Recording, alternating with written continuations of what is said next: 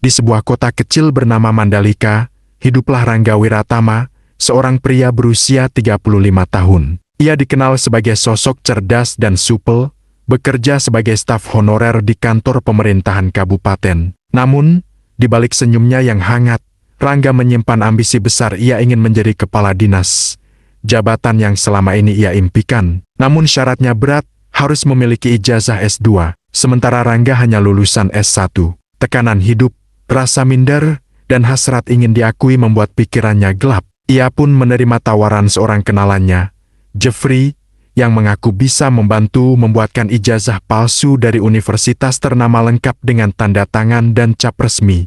"Tenang aja, Bang, banyak kok pejabat lain yang juga begini." "Aman," kata Jeffrey, menepuk bahu Rangga. Rangga ragu, tapi akhirnya menyerahkan sejumlah uang besar. Ia tidak tahu bahwa keputusan itu akan menghancurkan hidupnya. Beberapa bulan kemudian, Rangga berhasil naik jabatan. Ia kini duduk di kursi yang selama ini diimpikannya. Orang-orang memujinya. Media lokal menulis, pejabat muda inspiratif dari Mandalika. Namun tidak semua orang senang. Sinta, rekan kerjanya yang juga mencalonkan diri untuk jabatan itu, merasa ada yang janggal. Ia tahu Rangga belum pernah kuliah S2, apalagi di universitas yang tertera di ijazahnya. Dengan diam-diam, Sinta mulai mengumpulkan bukti mencocokkan nomor ijazah, nama rektor, hingga tanggal wisuda. Semua tidak sinkron. Sinta pun melapor ke inspektorat daerah.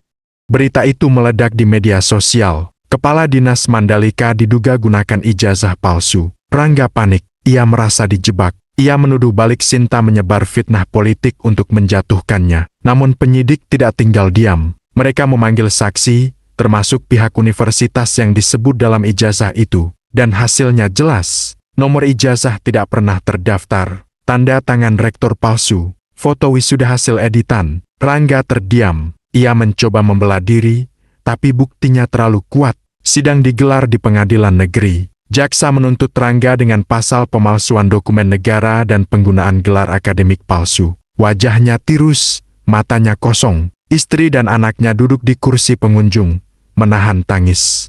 Dalam pembelaannya, Rangga hanya berkata lirih, "Saya cuma ingin dihargai, saya cuma ingin naik derajat. Tapi sekarang saya kehilangan segalanya." Hakim mengetukkan palu, menjatuhkan hukuman 4 tahun penjara.